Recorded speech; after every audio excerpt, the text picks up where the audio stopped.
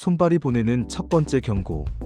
아침에 눈을 떴을 때 손가락이 굳어 있어서 주먹이 잘 안 쥐어지면 몸은 이미 신호를 보내고 있습니다. 이불 밖으로 발을 내딛는 순간 발바닥이 얼음처럼 차갑게 느껴진다면 그것도 우연이 아닙니다. 많은 분들이 이럴 때 이렇게 생각하십니다. 나이 들면 다 그렇지 뭐. 하지만 몸은 이유 없이 불편해지지 않습니다. 손발이 차고 저리다는 것은 피가 그 끝까지 제대로 도착하지 못하고 있다는 뜻입니다. 다시 말해 혈액순환이 예전 같지 않다는 신호입니다. 혈액은 우리 몸을 도는 생명선입니다. 산소와 영양분을 싣고 온몸을 순환하면서 장기와 근육을 살려줍니다. 그런데 나이가 들수록 이 길이 점점 좁아집니다. 혈관은 탄력을 잃고 딱딱해지고 피는 예전보다 끈적해집니다. 그 결과 가장 먼저 영향을 받는 곳이 어디일까요? 바로 손끝과 발끝입니다.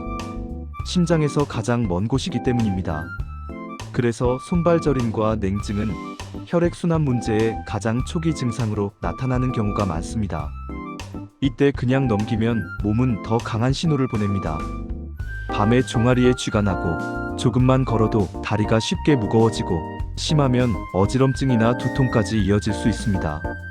나는 아직 괜찮은 것 같은데요. 이렇게 생각하실 수도 있습니다.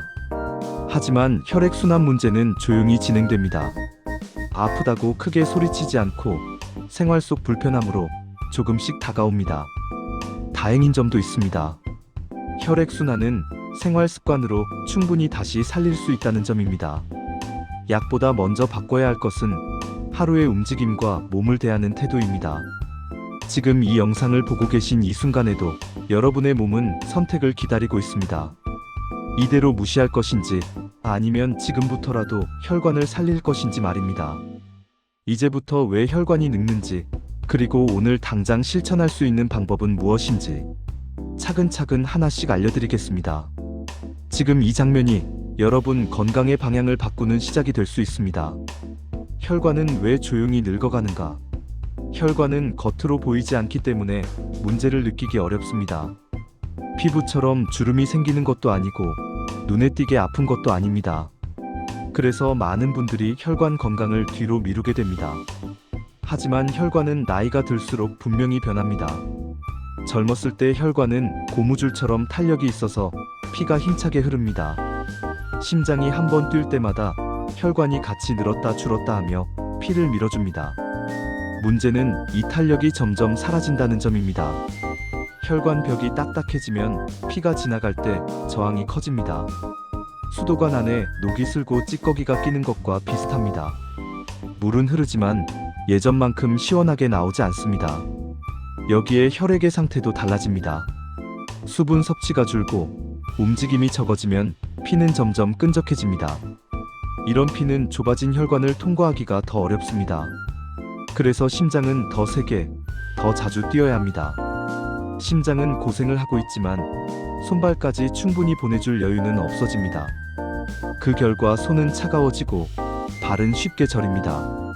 아침보다 저녁에 증상이 심해지는 분들도 많습니다.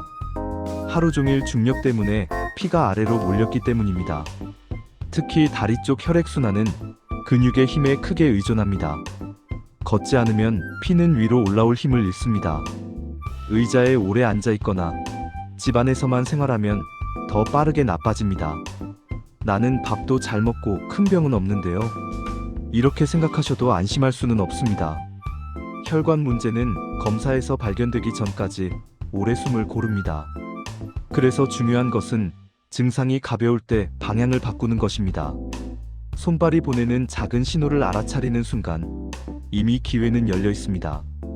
다음 장면에서는 혈액순환을 다시 움직이게 만드는 핵심 원리를 알려드리겠습니다. 혈액순환을 살리는 핵심은 펌프입니다. 혈액순환이 잘 된다는 말은 피가 잘 돈다는 뜻입니다. 그런데 피는 스스로 움직이지 못합니다. 반드시 밀어주는 힘이 필요합니다. 많은 분들은 그 역할을 심장만 한다고 생각하십니다. 물론 심장은 가장 중요한 펌프입니다. 하지만 심장 하나만으로는 온몸 끝까지 피를 보내기엔 부족합니다. 특히 다리 쪽은 상황이 더 어렵습니다. 피는 중력 때문에 아래로 쏠리기 쉽습니다. 그래서 다리에 모인 피를 다시 심장으로 끌어올려줄 보조 펌프가 필요합니다. 그 역할을 하는 것이 바로 종아리 근육입니다. 의학적으로 종아리는 제2의 심장이라고 불립니다. 걸을 때, 발을 디딜 때 종아리 근육이 수축하면서 피를 위로 밀어 올립니다. 하지만 하루 대부분을 앉아서 보내면 이 펌프는 거의 작동하지 않습니다. 근육은 쓰지 않으면 힘을 잃습니다. 펌프가 약해지면 피는 다리에 정체됩니다. 그래서 이런 증상이 나타납니다. 오래 앉아있다 일어나면 다리가 무겁고, 저녁이 되면 발이 붓고, 밤에는 종아리에 쥐가 나기도 합니다. 잠깐만 움직여도 숨이 차서요. 이런 분들도 계십니다. 그래서 더 움직이지 않게 되고, 그럴수록 혈액순환은 더 느려집니다. 이것이 많은 어르신들이 빠지는 악순환입니다. 움직이기 힘들어서 덜 움직이고, 덜 움직이니 더 힘들어지는 구조입니다. 하지만 희망은 있습니다. 이 펌프는 나이가 들어도 다시 깨울 수 있습니다. 강한 운동이 아니라 작은 움직임만으로도 가능합니다. 다음 장면에서는 걷기보다 쉽고 운동보다 부담 없는 혈액순환을 다시 시작시키는 생활 속 방법을 알려드리겠습니다. 혈관을 살리는 하루의 작은 습관. 혈액순환을 위해 꼭 헬스장에 갈 필요는 없습니다. 비싼 운동기구도 필요하지 않습니다. 중요한 것은 하루를 어떻게 보내느냐입니다. 아침에 눈을 뜨고 바로 일어나기 힘들다면 침대 위에서 발목부터 움직여 보시는 게 좋습니다. 발끝으로 원을 그리듯 천천히 돌려주면 잠들어 있던 종아리 근육이 서서히 깨어납니다. 이 짧은 움직임만으로도 다리 쪽 피가 흐르기 시작합니다. 갑자기 일어날 때 생기는 어지럼증도 줄어듭니다.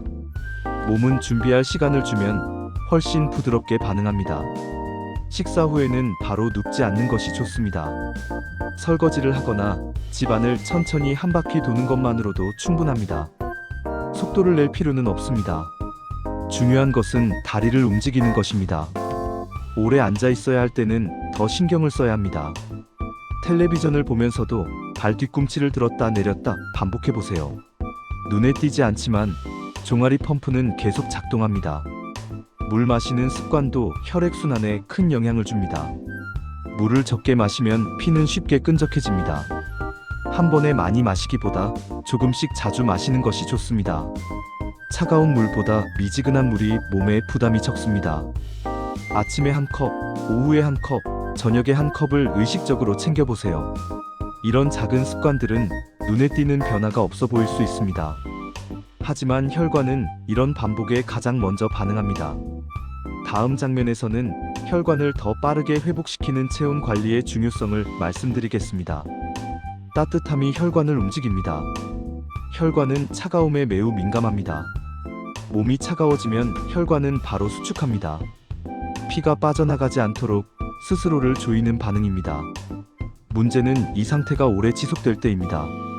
혈관이 계속 좁아진 채로 있으면 손발 끝까지 피가 도달하기가 더 어려워집니다. 그래서 추위를 느끼는 순간 손과 발이 가장 먼저 차가워집니다. 특히 발은 심장에서 가장 멀리 떨어져 있습니다. 바닥의 냉기를 그대로 받기 때문에 더 쉽게 식습니다. 발이 차가우면 다리 전체의 혈액순환이 둔해집니다. 이럴 때 많은 분들이 참고 견디십니다. 조금 있으면 괜찮아지겠지 하고 넘기십니다. 하지만 몸은 이미 신호를 보내고 있습니다. 집 안에서도 양말을 신는 것이 좋습니다. 잘 때 수면 양말을 신으면 발의 체온이 유지되면서 밤새 혈관이 덜 수축합니다. 그 결과 종아리쥐나 새벽각성도 줄어들 수 있습니다. 허리와 배를 따뜻하게 하는 것도 중요합니다. 배 쪽에는 큰 혈관들이 지나갑니다. 이 부위가 차가워지면 전신 혈류가 느려집니다. 얇은 옷을 여러 겹 입는 것이 효과적입니다. 한꺼번에 두꺼운 옷보다 체온 조절이 쉽습니다. 몸이 편안하다고 느끼는 온도가 혈관에도 가장 좋습니다. 따뜻함은 약이 아닙니다. 하지만 혈관이 다시 움직일 수 있는 환경을 만들어줍니다. 다음 장면에서는 혈관을 안에서부터 깨끗하게 돕는 음식 이야기를 해드리겠습니다. 혈관을 안에서 돕는 식탁의 선택. 혈관 건강은 움직임과 온기만으로 완성되지 않습니다. 몸 안으로 들어오는 음식이 혈액의 성질을 바꾸기 때문입니다. 무엇을 먹느냐에 따라 피는 묽어질 수도 있고 더 끈적해질 수도 있습니다. 먼저 가장 쉽게 떠올릴 수 있는 것이 기름진 음식입니다. 튀김이나 기름 많은 고기는 피를 무겁게 만듭니다. 소화되는데도 시간이 오래 걸려 혈액순환에 부담을 줍니다. 반대로 혈관이 좋아하는 음식들도 분명히 있습니다. 마늘은 피가 뭉치는 것을 막아주는 역할을 합니다. 매일 많이 먹을 필요는 없고 반찬으로 조금씩이면 충분합니다. 등푸른 생선도 혈관에 도움이 됩니다. 고등어나 꽁치 같은 생선에 들어있는 지방은 혈관 벽을 부드럽게 유지하는 데 도움을 줍니다. 견과류도 좋은 선택입니다. 한 줌 정도의 호두나 아몬드는 혈관 노화를 늦추는 데 도움이 됩니다. 다만 많이 먹으면 열량이 높아지니 양은 조절해야 합니다. 채소와 나물은 혈관 청소부 역할을 합니다. 섬유질은 혈관 속 노폐물이 쌓이는 것을 막아줍니다. 화려한 요리보다 소박한 반찬이 오히려 몸에는 편합니다. 짠 음식은 혈관을 지치게 합니다. 나트륨이 많아지면 혈관은 계속 긴장 상태가 됩니다. 국물은 남기고 간은 조금 싱겁게 드시는 것이 좋습니다. 식탁은 매일 반복됩니다. 그래서 작은 선택이 큰 차이를 만듭니다. 다음 장면에서는 지금까지 이야기한 내용을 몸으로 느끼게 해주는 간단한 순환 동작을 알려드리겠습니다. 지금 바로 따라하는 5분 순환 동작.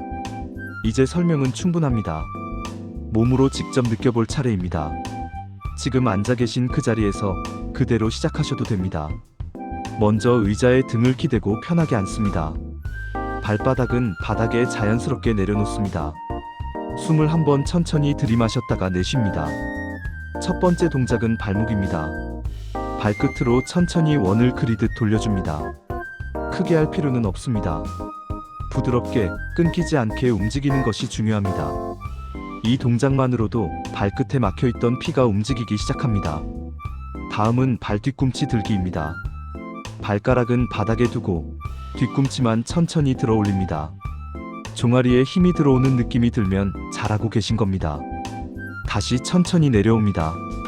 이 동작이 바로 제2의 심장을 깨우는 움직임입니다. 세 번째는 무릎 펴기입니다. 한쪽 다리를 앞으로 쭉 뻗었다가 다시 내려놓습니다. 번갈아가며 천천히 반복합니다.